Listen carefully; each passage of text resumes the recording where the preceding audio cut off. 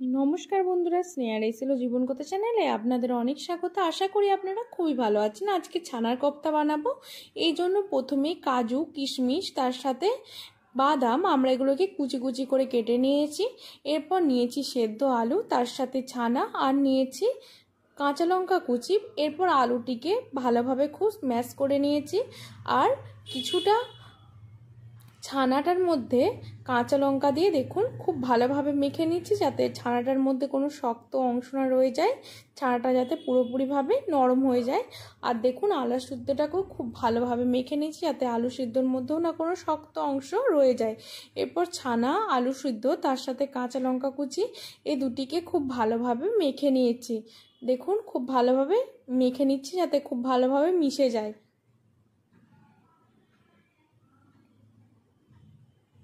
এরপর খুব ভালোভাবে মেখে নেওয়ার পর যখন দেখেছি খুব ভালোভাবে মিশে গেছে আর কোনো শক্ত অংশ নেই, তারপর ওর মধ্যে দিয়ে দিয়েছি জিরে গুঁড়ো আর লবণ।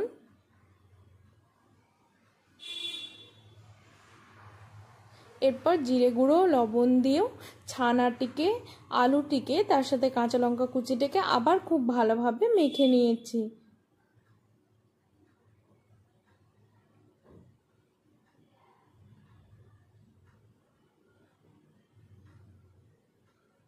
এরপর ওর মধ্যে যাতে একটা ক্রিস্পি ভাব আসে, ওই জন্য দেখুন পুরোপুরি না, ওই 2 চামচ মতো চালের গুঁড়ো দিয়েছি, যাতে ক্রিস্পি ভাবটা আসে। এরপর আবার চালের গুঁড়োটা দিয়ে খুব ভালোভাবে ছানা, আলু আর কাঁচা লঙ্কা সব কিছু যেটা মাখছিলাম আমরা জিরে ও লবণ দিয়ে, সেটাকে আমরা মেখে নিয়েছি। এরপর আমরা অর্ধেক করে নিয়েছি, ওই অর্ধেকটা সরিয়ে রেখেছি। আর অর্ধেকটা পেস্টের মধ্যে প্রথমেই চিনি, তার সাথে কাজু, কিশমিশ, তার বাদাম যে কেটে কেটে রেখেছিলাম সেটা দিয়ে দিয়েছি। আর দিয়েছি হলুদ গুঁড়ো, আর দিয়েছি গোলাপ জল।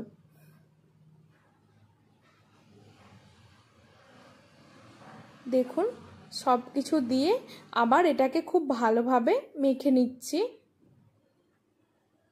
এটাকে আমরা ছানার কোফতার মধ্যেই পুরের মতো করে দিয়ে বানাবো, যাতে খুব ভালো লাগে খেতে মাঝে মুখে পড়লে।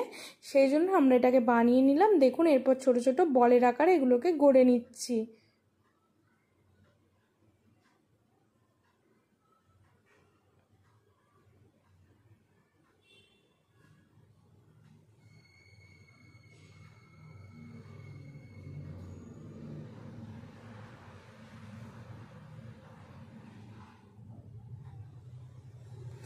আর যে বাকি ছানাটা রেখেছিলাম ওটা ওরকম গোল গোল মতো করে রেখেছি। দেখুন এরকমভাবে গোল গোল মতো করে গোল গোলের মাঝখানে যেমনভাবে ঠিক পুলি পিঠে করা হয় ওইভাবে কিছুটা ফাঁক, মানে গর্ত মতো করছি। তারপর আমরা যে ওই ছানার দিয়ে ওটা বানিয়ে রেখেছিলাম ওটা মাঝে দিয়ে দিলাম। এইভাবে করলে এটা মুখে পড়বে, মাঝে কাজু কিশমিশের গোলাটা খুব খেতে ভালো লাগে। এরপর দেখুন হালকা হাতে মুখটাকে চেপে চেপে ডিমের শেপের মতো গোল গোল, যে কোনো আপনারা শেপই করতে পারেন, গোল গোল মতো করে আমরা এটাকে এবার বানিয়ে নিচ্ছি হাতের মুঠোর সাহায্যে।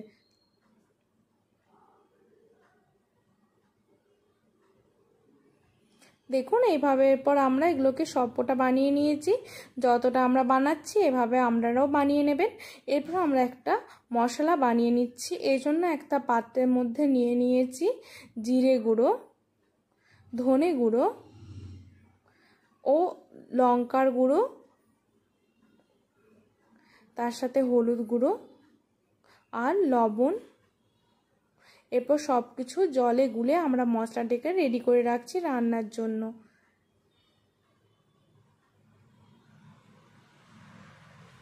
এরপর আমরা কড়াইতে তেল দিয়েছি, তেলটাকে খুব ভালোভাবে গরম করছি। এর মধ্যে এরপর দেখুন এই যেগুলো আমরা কোফতাগুলো ছানার বানিয়ে রেখেছিলাম এগুলিকে আমরা এরপর ভেজে নিচ্ছি।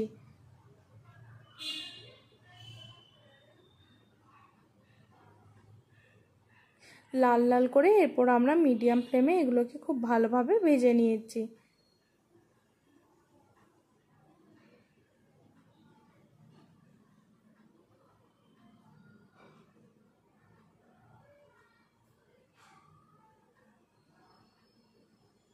দেখুন লাল লাল করে খুব ভালোভাবে আমরা এটাকে ভেজে নিচ্ছি। তারপর আমরা আবার অন্য কড়াইতে দিয়ে দিয়েছি তেল। তেলটা খুব ভালোভাবে গরম হয়ে যাওয়ার পর গোটা গরম মশলা, তার সাথে শুকনো লঙ্কা ও তেজপাতা, কাঁচা লঙ্কা সব কিছু ফোড়ন দেওয়ার পর যে মশলাটা আমরা আগে থেকে রেডি করে রেখেছিলাম ওই মশলাটা দিয়ে দিয়েছি। তার সাথে অল্প পরিমাণে জল দিয়ে মশলাটাকে খুব ভালোভাবে কষিয়ে নিয়েছি। এরপর আমরা ওর মধ্যে দিয়ে দিয়েছি কাজু বাটা। কাজু বাটা দিয়ে আবার মশলাটাকে খুব ভালোভাবে দেখুন কষিয়ে নিয়েছি। এরপর অল্প পরিমাণে জল দিয়েছি গ্রেভির জন্য। এবার এটাকে খুব ভালোভাবে ফুটতে দিয়ে দিয়েছি।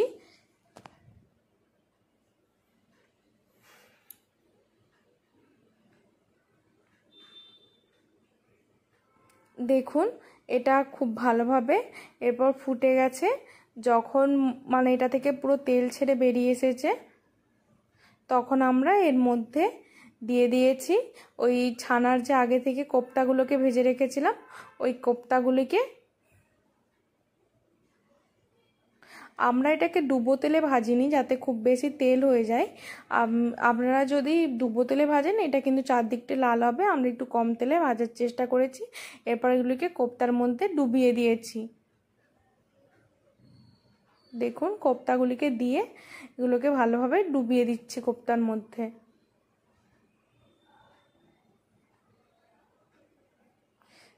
ব্যাস ছানার কোপ্তা কারি একদম রেডি। এভাবে কিন্তু আপনারাও করে দেখতে পারেন। আশা করি খুবই ভালো লাগবে। ভালো লাগলে লাইক শেয়ার কমেন্ট সাবস্ক্রাইব করে স্নেহা রেসিপি জীবন কথা চ্যানেলের পাশে থাকবেন। পরবর্তীতে নতুন রেসিপি নিয়ে ফিরে আসবো।